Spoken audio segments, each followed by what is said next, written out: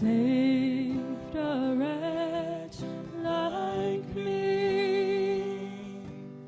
I once was lost, but now I'm found. Was blind, but now I see. Was grace that taught my heart to fear, and grace my feet relieve. How precious did that grace appear the hour I first believed. My chains are gone, I've been set free. My God, my Savior has ransomed me. And like a flood, His mercy reigns, unending love, amazing grace. Lord has promised good to me. This word my hope secures. He's My shield, and portion deep, as long as life endures. my chains are gone. My Chains are gone, I've been set free. My God, my Savior Has ransomed me, and like a flood, His mercy reigns, unending love, amazing grace. The earth shall soon dissolve like snow. The sun forbear to shine, but God who called me here below will be forever mine. Be forever mine. You are forever mine.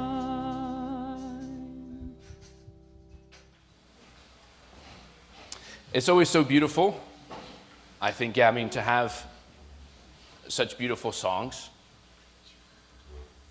It really, I feel, invites a beautiful spirit world, but also gives you in the right place to really open up your heart. So I'm very grateful to this. So let's give them another round of applause. I mean, beautiful.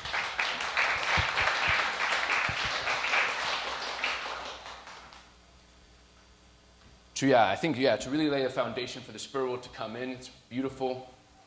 We all know if I'm singing, spirit world leaves really quickly, so it's really lovely to have. Yeah, that was beautiful. I know, yeah. Whew. Now I have to come up after that. All right. Good morning. How are you doing? You having a good Sunday? Good spring? You enjoying the warm weather? It's nice, right? The sun is shining, the birds are chirping, the flowers are blooming.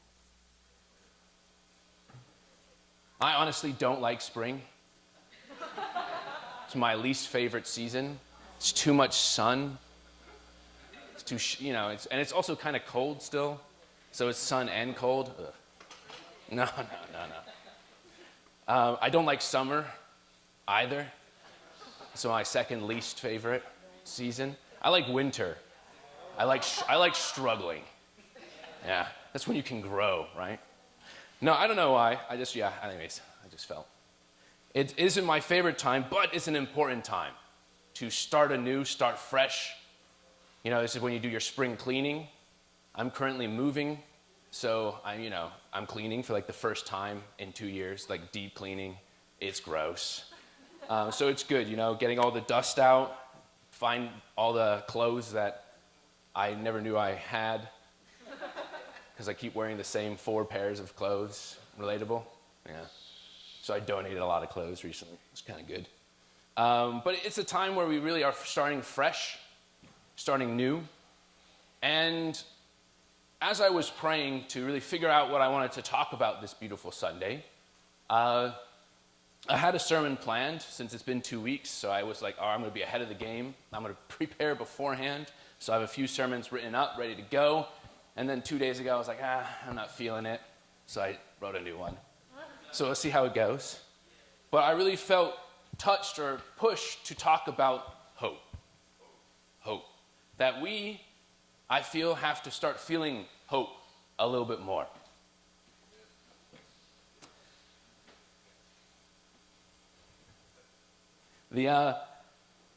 It's something that we kind of neglect. And I feel, we get caught up in life. We get caught up in the long winters where we kind of lose sight of hope, right? And we lose sight of the direction that we're going, what we're trying to build as a community, build as families.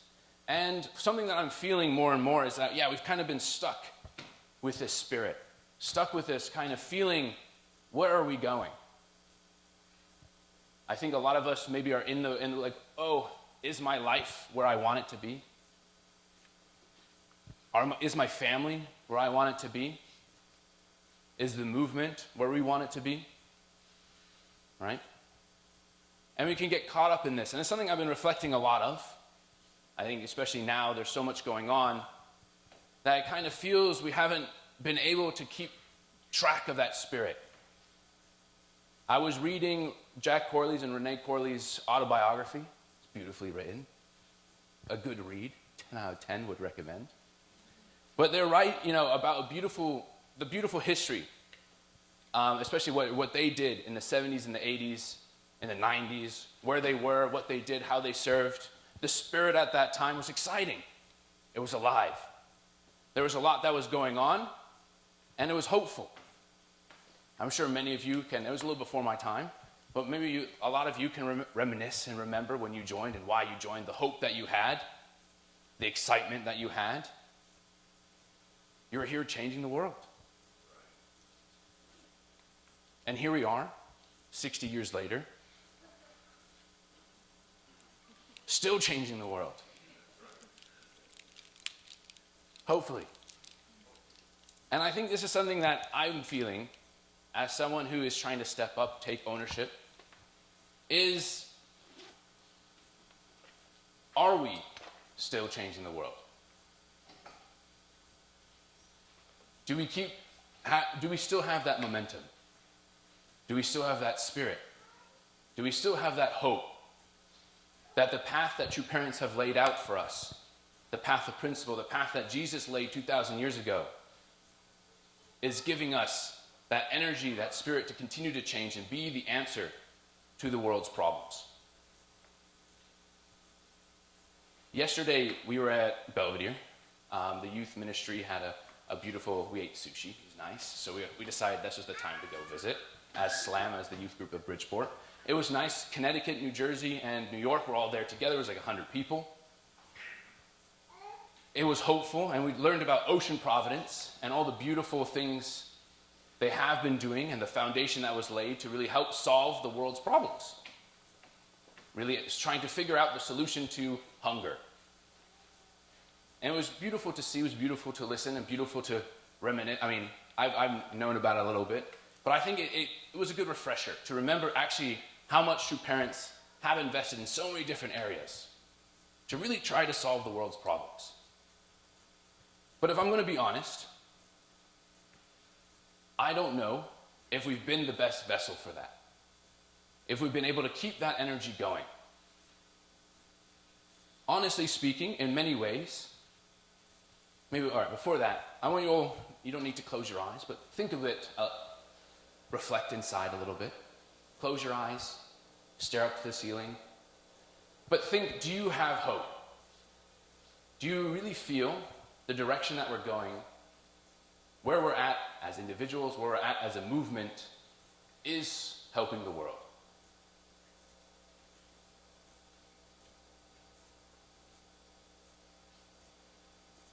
are we solving the world's problems? Can we say with confidence that the world now is better than the world 60 years ago?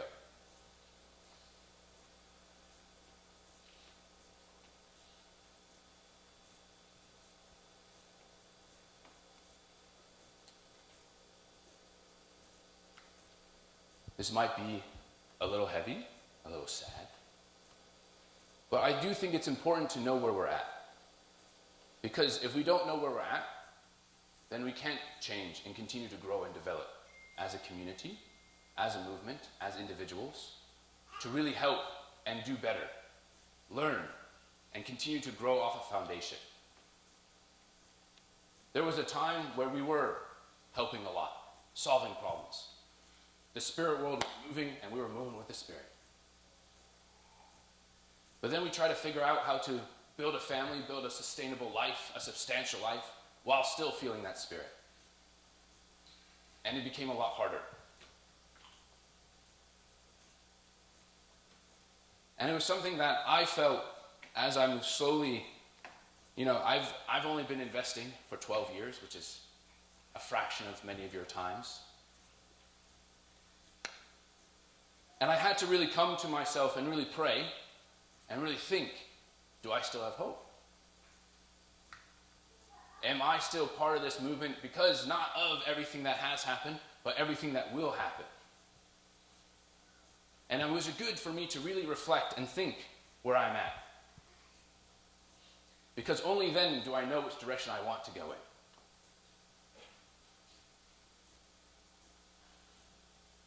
in. In the Chunsungyang, it says, hope always supports faith. What does faith demand? If a person has perfect faith, faith demands that he match it in value with substantial effort. Faith means standing for and believing in the person who has matched the ideal of creation, who is in accord with principled law, and who has not fallen, but has reached perfection and then is acting accordingly. The one who is victorious in this kind of faith will realize his hope. God's love comes naturally to the one who achieves victory in faith and hope. If a person has perfected faith, faith demands that he match it in value with substantial effort. Right? It's not only a prayer, but it's also what we do. And I think this is where we've slowly lost track over the last few years. Is we kind of got stuck on this foundation of faith. And the substantial effort of what we create, how we impact those around us, becomes harder. During this time of spring, we reflect on Jesus, right? All of Christianity praises Jesus, really thinks of Jesus. And it's important to do, but the number one thing that I feel that Jesus showed us what to do is how to have a living relationship with God. How to feel alive with God. Right? He struggled with all the religious, the Pharisees, the people that would go to temple, because they were not living with God. They were doing things for God.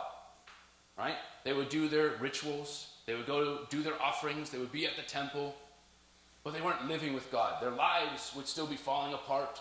They were still mean people. They were not loving each other. And he struggled with these people. And he accused these people to be people that truly lived with God. And so that's how he lived. He went, he talked, he shared.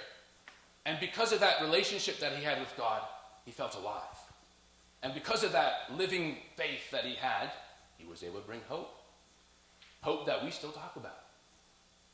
Right? Hope that still has impacted the world to this day. Did he realize 2,000 years ago that he would bring that kind of hope? Maybe he hoped that he would bring that kind of impact. But he knew if he lived with God and that power that he had with God, then he would be able to just touch people's lives and bring hope to the people who he would run into. They would feel his love and they would feel encouraged.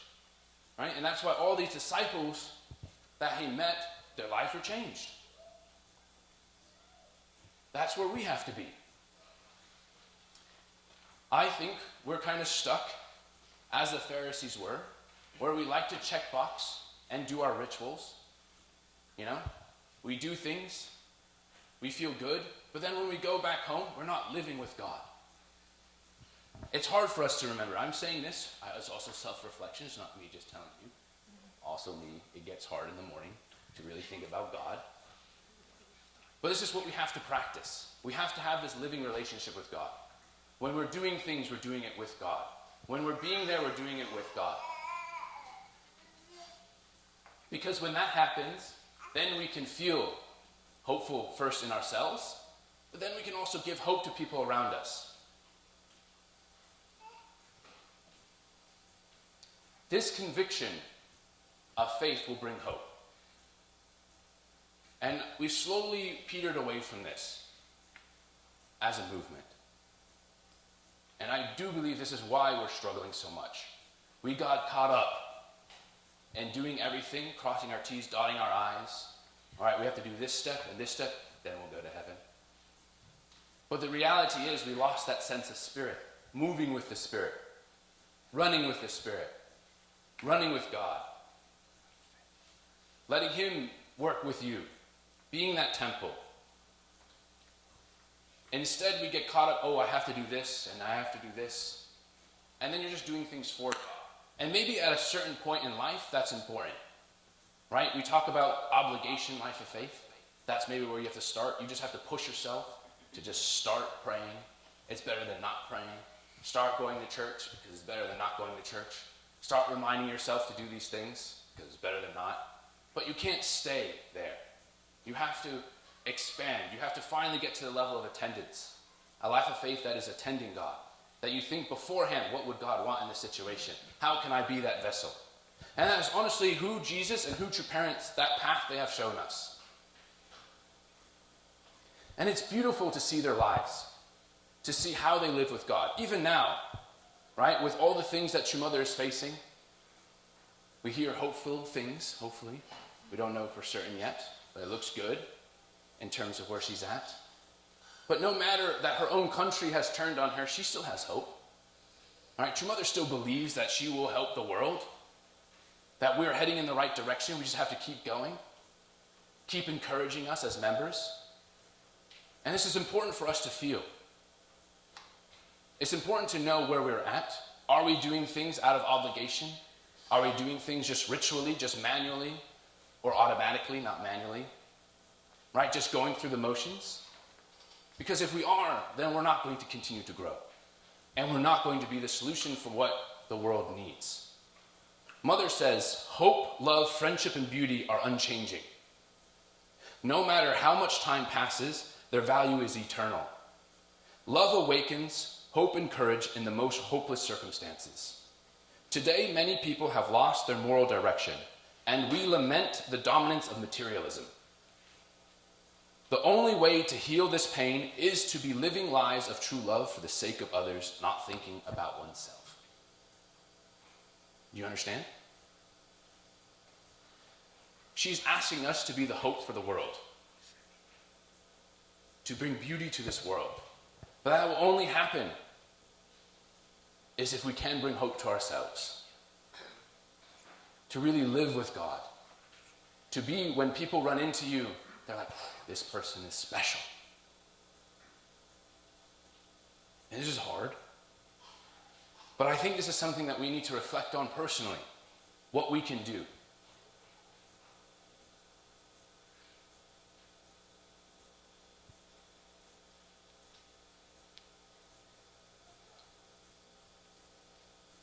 When I was younger, I really struggled with my value, as I think a lot of young people do. We have a lot of insecurities, and I had many. I didn't see how God would love me. I didn't understand why God would, why he would care about me. I struggled a lot with that. I hated being this person that, I'm supposed to live this life. I'm supposed to be good, right? I was born in the movement. I heard DP since day one. I knew about True Parents since day one, but yet these standards, these goals, I was just struggling to get out of bed in the morning. I was just struggling to make friends at middle school and high school. I didn't know how to do that. It was difficult. And I lost a lot of hope. I did not have hope for my life. I didn't see the direction that I was supposed to go. But then eventually I got to the point where I did have a moment of real self-reflection. And I was able to turn around and really see where I am. That, I'm not in a good place. This is not the ideal. If anything, I should change where I am in that circumstance. And because of that, I was able then to slowly build my relationship with God. One day I'll tell you that story. It was a beautiful story. But I had this moment with God, and it gave me hope. And then I was like, I really prayed at that time. I was like, God, whatever you need me to do, if you really love me, then I should love you. Then where do you need me to be? And he really ran with that. I was really hoping he'd forget about it in a few years, and I have my 2 years at STF, and then I'm done. Nah, just continued asking me for more, and so that's why I'm here. But it took me a while to get to that point, and I truly believe in the last year or 2 years, I really confronted myself. Are we doing the best that we can? Are we the vessel, or I use the analogy of a Formula One car, that's okay. Are we the vessel? Are we the organization that true parents need, that God needs, that Jesus needed way back in the day? Are we the people, the organization, the community, the movement that can help the world, that can bring light to this world that is falling apart? It's really difficult to listen to the news. It's difficult to watch these videos, to hear what's going on. It is depressing out there. Oh, the America will collapse in 5 years. Oh, this, that. Not fun. But it's the reality of where we're at. And honestly, the world needs people that are hopeful. But that means we have to feel that hope. That we need to be those people that believe in what we're living. And that's why I want to encourage you to do this. I know this is a little bit sadder, a little bit darker, but this is springtime. We have to know where we're at so that we know the direction that we're going.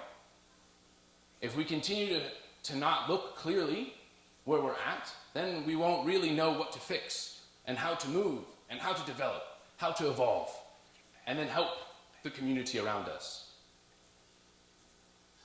We're slowly trying to do that as a national movement, as an international movement. I mean slowly. We're trying to uncover those things, fix those corrections, and it's slow. But I have hope that it is going. But let's just worry about here right now, as the beautiful Connecticut family community. We want to bring hope to Bridgeport. We want to bring hope to Connecticut. It's an important state. Right? Not just the road towards Boston from New York. Right? There's a lot of beautiful things here. A lot of people that we can touch, that we can give that hope to, that need to know their identity as God's children.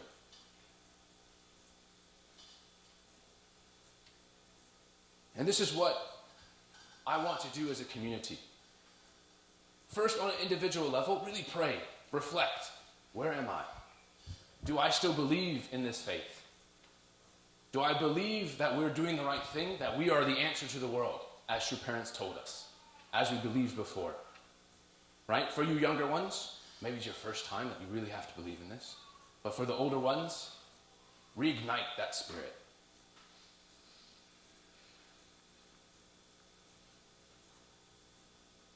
It doesn't have to be a chore. It doesn't have to be obligation. If that's how we're doing things, we're doing it wrong. How can we feel alive with the Spirit? Alive with God?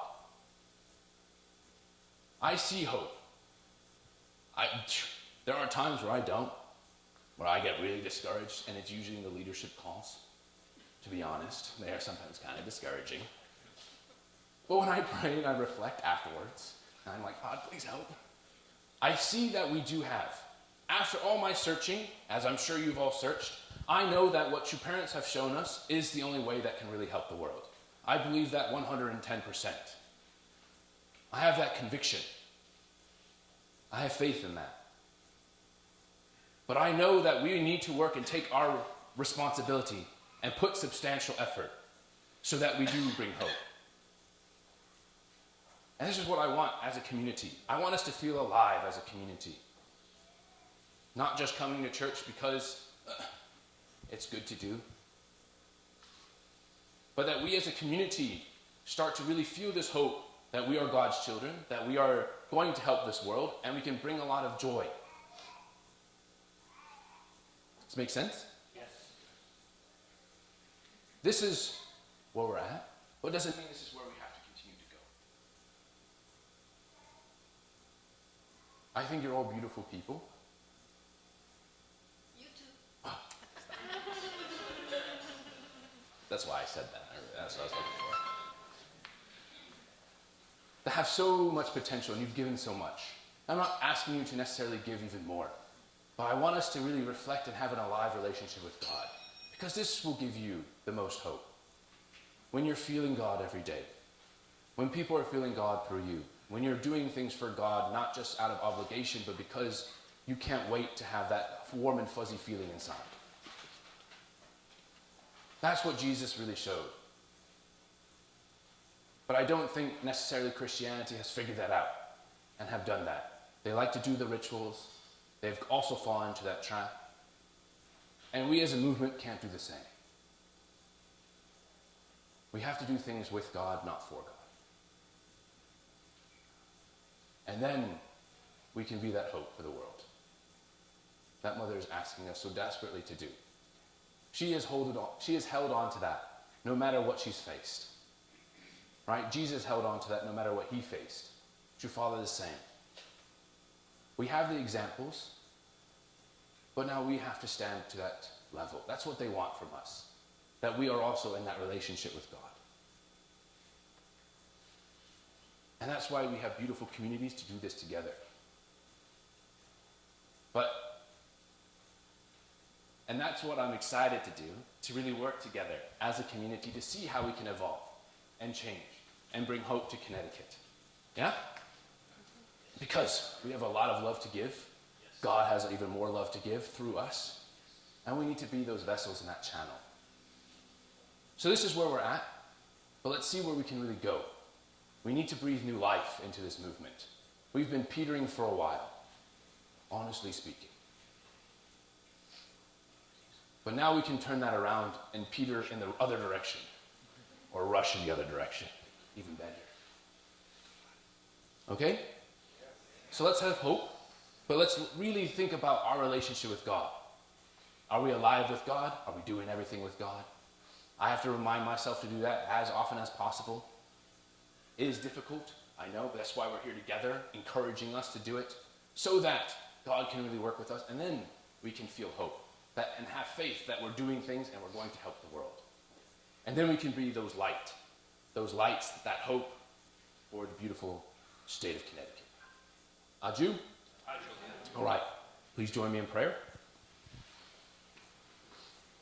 Dearest, most beloved Heavenly Parent and true parents, thank you for this beautiful spring morning when we're all here together. It's been a long winter. A lot has happened. There's been many things. Life is difficult.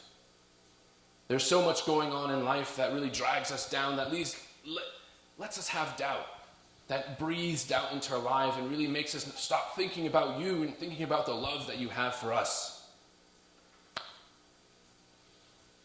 But we have to be these people that can take away all of what's going on and really breathe life back into the world. To know how much you love us so that we can share that to the people around us. The more we can give love to the people around us, the more hope they will have. The more hope we will have that will be able to make a difference in this world. We're a small movement in the grand scheme of things. There is not so many members, but yet if we're all feeling this way, Jesus was just one person. True parents were just two people. Yet they made worldwide impact. So can we. And I feel that we have to do this together as a community. It can't just be one of us or two of us, but the more that we all get and we are building this relationship with you, God, the more hope that we will have that the direction that we're going is the right one. And we will be the people that can bring some life back into this world. This world that is tearing itself apart, that people are tearing each other apart, they need a little bit of your love, God. And I ask you to be those people, that we can be those people that can really love them and take care of them and be the hope and help the world with its problems. But that will only happen if we're able to figure things out ourselves and be this movement, be this vessel for you, God. So I pray that we can all have that self-reflection and really see where we're at so that we can continue heading in the right direction and really feel that hope moving forward. Because it's exciting. It really is. And if we can find that momentum, then nothing can stop us. And we'll be able to really touch the world, and all the foundation and all the investment that has been laid can really be offered up, and we can continue to build off of it. Because there's been so many incredible things that we've done. So I pray for all these people, all my brothers and sisters, your sons and daughters, that they can go back to really feeling their relationship with you. That they can let go of all the things that are blocking them, all the obstacles, all the doubt, and they can feel alive with you. And then we can start heading and running in the right direction and making the impact that we want to make. So I pray this in all our names here, in attendance to Holy Mother Han, in my name, Denthew Leary, of a Leary Central couple, Aju. All right, thank you guys.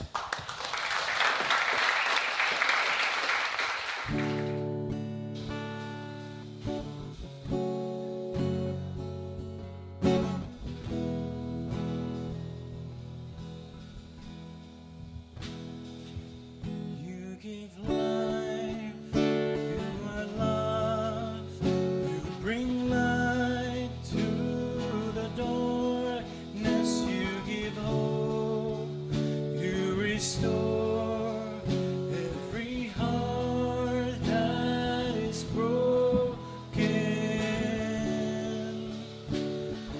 Great are you, Lord.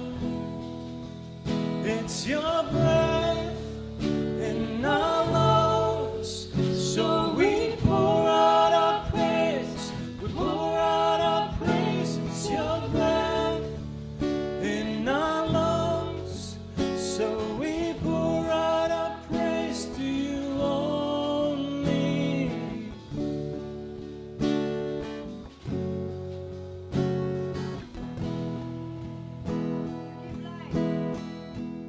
You give life, you are love, you bring light to the darkness, you give hope, you restore every heart that is broken. Great are you, Lord. It's your breath in our lungs, so we pour out our praise.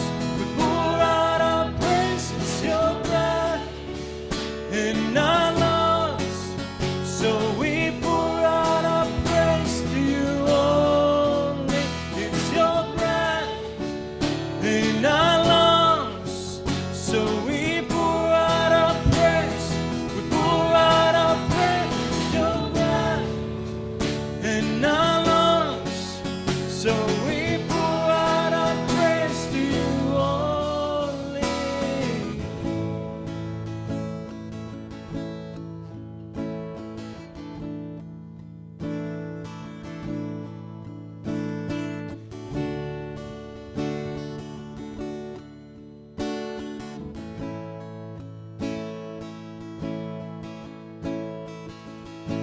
The earth will shout your praise.